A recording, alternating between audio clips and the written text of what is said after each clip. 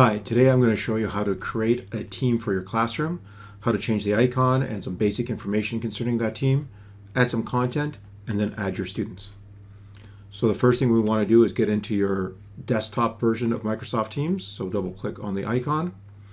And my test teacher, Ed Rooney, as you can see, is now a member of two teams. It's the St. James Catholic High School team and the boys junior basketball team. So now we're going to create his new grade 10 academic math class. So we're going to join or create a team, and then we're going to create a team again. So there are four types of teams that Microsoft for Education allows you to create. One is a classroom, and we're going to get into that one in just a little while. Professional learning community. This is a great collaborative space for teachers teaching the same grade or the same subject matter to combine, get together, work on lesson plans or other material collaboratively. The staff team is usually for the entire staff of a school or a department, where announcements are posted. Collaboration is working but at a school level. And other is the one that would be used for sports teams, after school clubs, things of that nature. So we're going to go ahead and click on class. And Ed is teaching Principles of Mathematics, MPM2D, grade 10 academic. You don't need a description, but I'm going to put one in, and I'll show you why it helps to have a description in. We're going to click Next. At this point, it asks you to add your students or your teachers. We're going to skip that step right now. If you start adding students at this point, they will get an email with the link into the teams, and if you haven't posted anything yet, they're going to just show up on a blank page. So it's usually better to post some information, a welcome, something, and then add your students. So we're going to skip this. And now you've got the shell of your classroom. So the first thing we're going to do is go up to this icon here, click on the pencil, and change the icon. So we're going to change this to secondary. It's a math class. I like the graph. We're going to update it. And this is just a nice visual way to keep track of all your courses if you're teaching a lot of subjects and have a lot of teams set up. One thing I want to point out, help and training.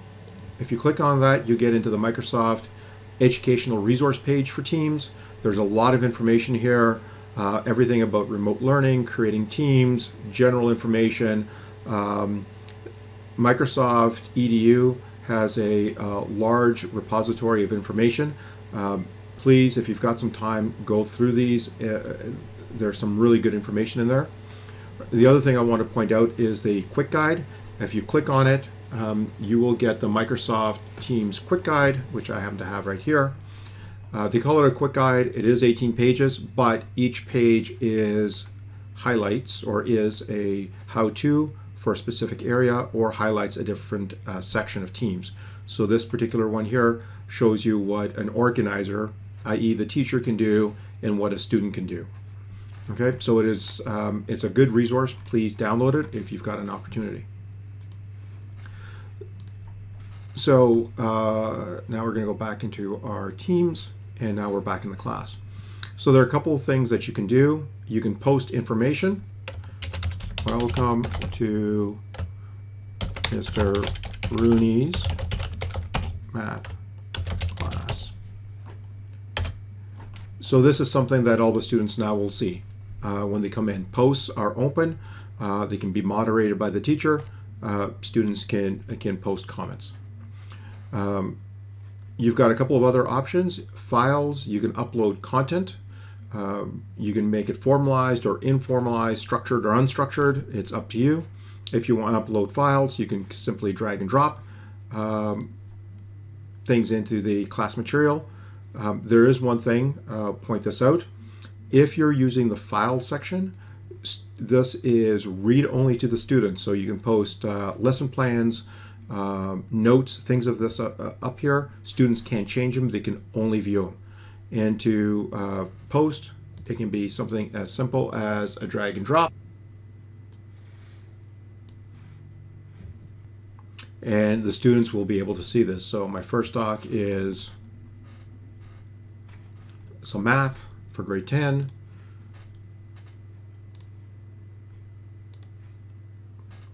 And as you can see, everything is open within the Teams framework.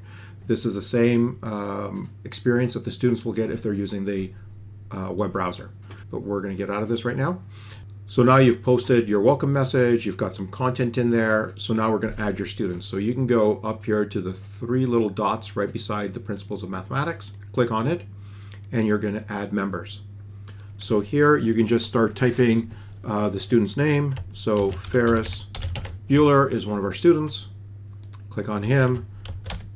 Sloan Peterson is also one of our students. So you can keep on adding all your students all at once and hit add, or you can do them one at a time or groups. It's up to you. But once I add them, those students now have received an email stating that they've been invited to this class, and I'll show you that. I happen to be logged on as Ferris Bueller, so I'll bring up his email, and as you can see, he's received an email saying he's been invited to the Principles of Mathematics.